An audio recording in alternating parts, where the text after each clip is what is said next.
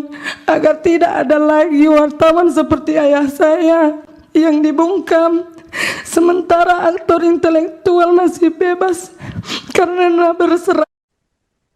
Eva Meliani Pasaribu, anak sulung jurnalis Riko Sampurna Pasaribu yang tewas akibat rumahnya dibakar, membeberkan beberapa fakta sebelum dan sesudah kematian ayahnya pada Kamis 27 Juni 2024 silam. Pengakuan Eva itu diungkapkan saat menjadi saksi di Mahkamah Konstitusi dalam sidang permohonan uji material Undang-Undang tentang Peradilan Militer. Permohonan tersebut diajukan Eva bersama Leni Damanik, ibu dari anak yang tewas di tangan anggota Tentara Nasional Indonesia. Dalam kesempatan ini, Eva meyakini ayahnya tewas karena pemberitaan tentang bisnis judi yang diduga dibackingi oknum anggota TNI. Eva menceritakan bahwa ayahnya secara berturut-turut memberitakan isu judi di mana pada tanggal 21, 22, dan 23 Juni serta 26 Juni sehari sebelum pembakaran terjadi. Berdasarkan pemeriksaan dan bukti-bukti, Eva mengungkapkan beberapa temuan yang mendasari keyakinan tersebut.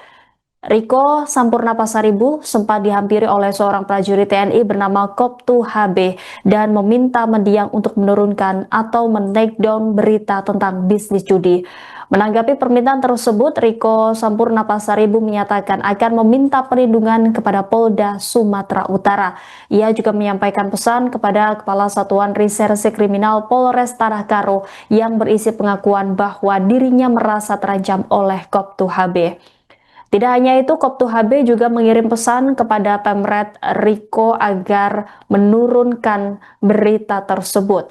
Dari hasil investigasi, Riko saat itu diimbau untuk tidak pulang ke rumah karena alasan keamanan. Eva mengungkapkan bebas ginting, salah satu dari 3 tersangka aksi pembakaran rumah korban dan kini telah divonis penjara seumur hidup.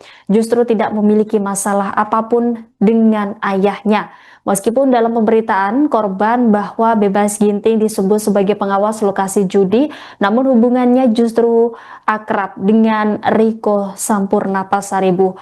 Eva mengungkap bahwa bebas ginting pernah meneleponnya dan mengatakan bahwa ada keterlibatan Koptu HB.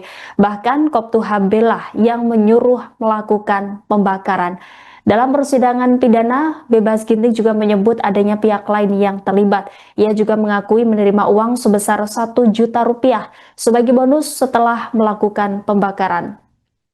Mengetahui hal itu, keluarga korban melaporkan dugaan keterlibatan Koptu Herman Bukit ke Pusat Polisi Militer Angkatan Darat di Jakarta.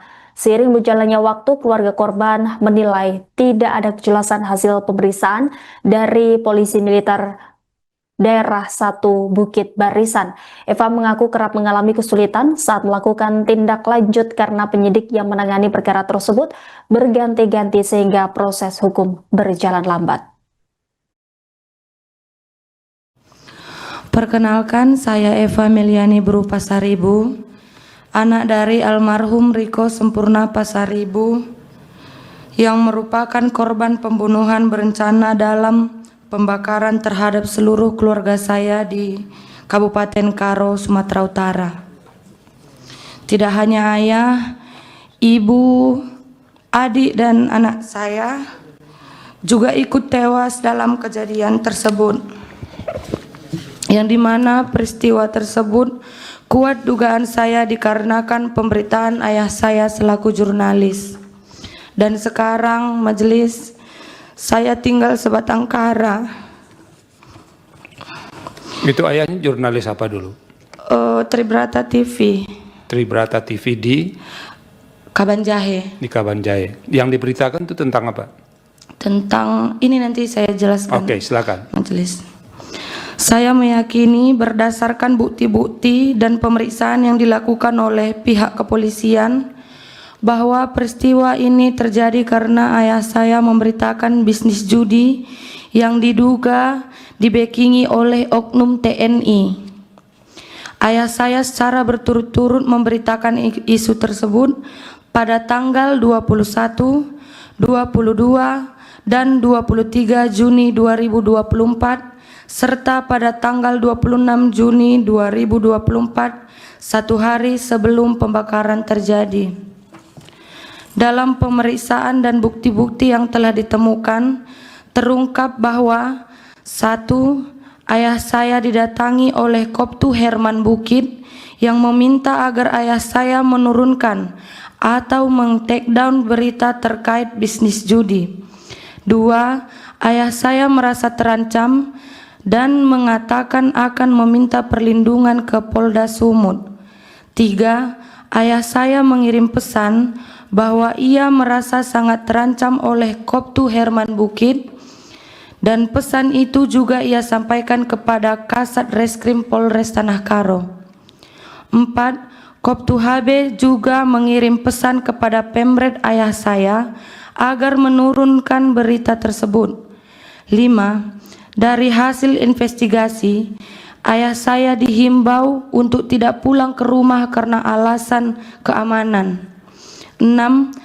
Bebas Ginting, seorang pengawas lokasi judi yang diberitakan, justru tidak memiliki masalah apapun dengan ayah saya, melainkan hubungan mereka sangatlah akrab. 7. Bebas Ginting pernah menelepon saya dan mengatakan bahwa adanya keterlibatan Koptu Herman Bukit tersebut, bahkan menyampaikan bahwa Koptu Herman Bukit itulah yang menyuruh dia melakukan pembakaran. Ke-8, Bebas Ginting juga menyampaikan di persidangan bahwa ada pihak lain yang terlibat dan para eksekutor menerima uang 1 juta rupiah sebagai bonus karena telah melakukan pembakaran. Mengetahui semua dugaan keterlibatan Koptu Herman Bukit dalam peristiwa ini, kami pun membuat laporan di Puspom Angkatan Darat Jakarta. Begitupun kami masih disuruh membuat laporan lagi di Medan. Kami mengikuti semua prosedur, tetapi berjalannya waktu, pihak Pomdam 1 Bukit Barisan tidak memberikan hasil pemeriksaan mereka. Setiap kami follow up ke sana, kami selalu dibola-bola dan penyidiknya sampai ganti-ganti, sehingga memperlambat berjalannya kasus ini. Kami juga sudah advokasi di nasional, mendatangi Puspom Angkatan Darat di Jakarta, dan Wadansat Idik Puspom Angkatan Darat menyampaikan kepada kami kalau akan segera ditetapkan tersangka. Tetapi ketika kami kembali ke Medan, kami kembali dihadapkan kepada proses yang tidak jelas dan tidak transparan dari Pomdam 1 Bukit Barisan.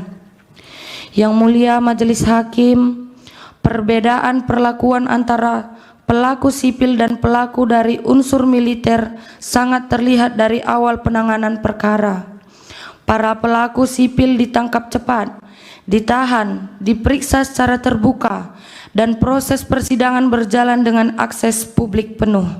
Sebaliknya, proses terhadap Koptu Herman Bukit tersebut berlangsung tertutup, minim informasi, dan tidak melibatkan mekanisme pengawasan yang memungkinkan keluarga korban atau masyarakat sipil melakukan pemantauan.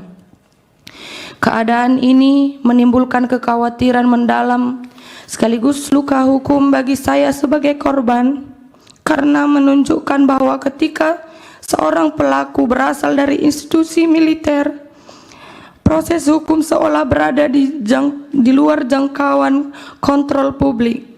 Berbeda dengan jika pelakunya seorang warga sipil. Dalam konteks ini, pemberitaan media secara konsisten menggarisbawahi bahwa ketertutupan peradilan militer dan kewenangan internal institusi TNI berpotensi membuat proses hukum terhadap anggotanya tidak akuntabel dan rawan melahirkan impunitas. Fakta bahwa Koptu Herman Bukit, meskipun telah disebut dalam banyak keterangan, bukti elektronik, serta kesaksian para pihak, masih tetap bertugas dan tidak diproses secara transparan. Bagi saya, merupakan bukti nyata terjadi ketimpangan perlakuan hukum. Ketimpangan ini tidak hanya merugikan keluarga korban, tetapi juga merusak kepercayaan publik terhadap sistem peradilan dan upaya negara dalam melindungi kebebasan pers. Yang mulia Majelis Hakim, izinkan saya menutup keterangan ini dengan satu hal yang terus teringat dalam benak saya. bagaimana ayah saya, seorang wartawan, berani mengungkap bisnis judi yang dibackingi oleh oknum TNI. Maka di persidangan ini saya pun berusaha berani meski rasa takut selalu menghantui. Betapa mendatangkan trauma bagi saya bahwa dengan bukti keterlibatan sebesar apapun, Koptu Herman Bukit masih bebas dan menjalankan tugasnya, digaji oleh negara, sementara para eksekutor lainnya sudah dijatuhi hukuman pidana seumur hidup. Saya memohon kepada Yang Mulia agar keadilan tidak padam seperti Api yang telah merenggut nyawa keluarga saya.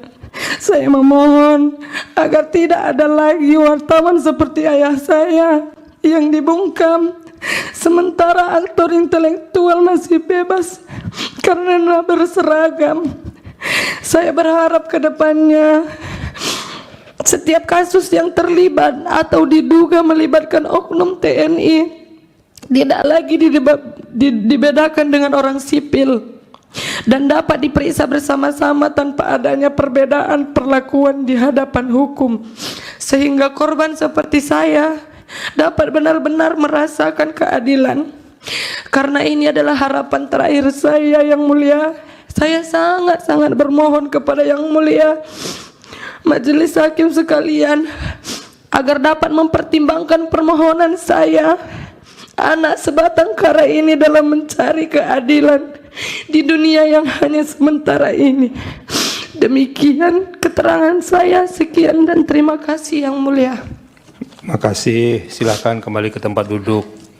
Download Tribun X sekarang, menghadirkan lokal menjadi Indonesia.